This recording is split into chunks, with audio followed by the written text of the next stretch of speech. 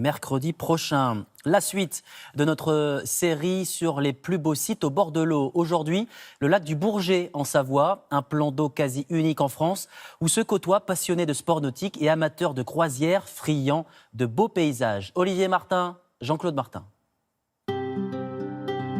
Tout l'éclat d'un joyau, protégé depuis toujours par ces massifs qui l'entourent. Le lac du Bourget s'étend sur 18 km. C'est l'un des plus grands lacs naturels de France. Prisé des passionnés de voile et de navigation, allez, maintenant tu tournes. Et ce dès le plus jeune âge. Allez, il faut avoir de la vitesse, c'est comme en vélo. Pour que ça soit plus facile, lâche d'abord l'autre côté d'abord, regarde. Lâche-le là.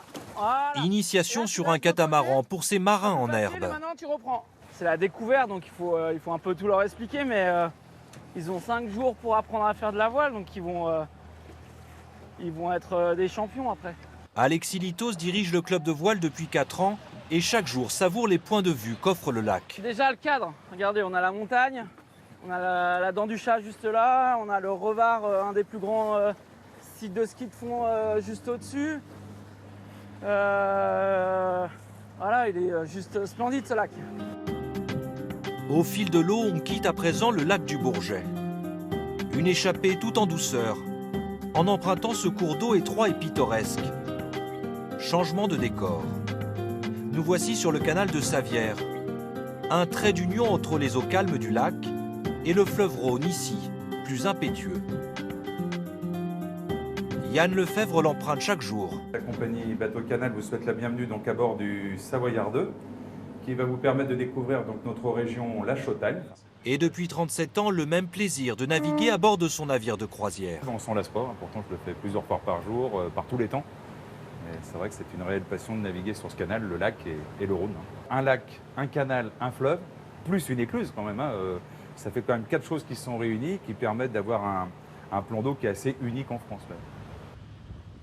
C'est paisible, ça fait du bien, c'est reposant. C'est pas le paradis, mais presque.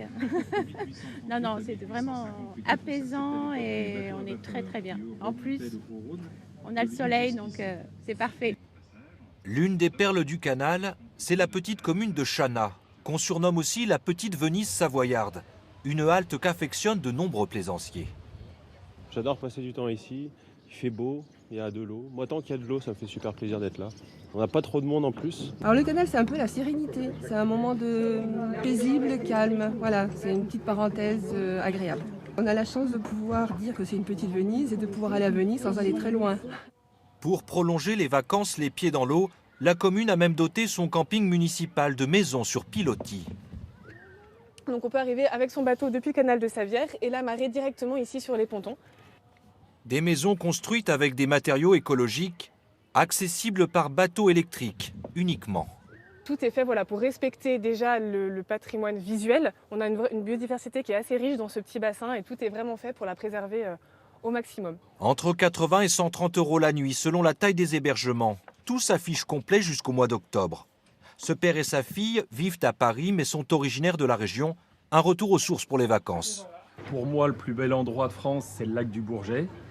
Je suis originaire d'une vingtaine de kilomètres d'ici, Belay, et tous les étés, j'aime bien revenir. Le matin, on prend le petit déjeuner sur la terrasse, les signes qui viennent avec nous, une belle lumière, du calme. Le canal de Savières, le Rhône et le lac du Bourget. Leurs contours sont distincts mais leur histoire intimement liée, offrant dans un même territoire une richesse de paysages et qui chaque été ne cesse d'attirer ceux qui ont choisi de passer les vacances au bord de l'eau.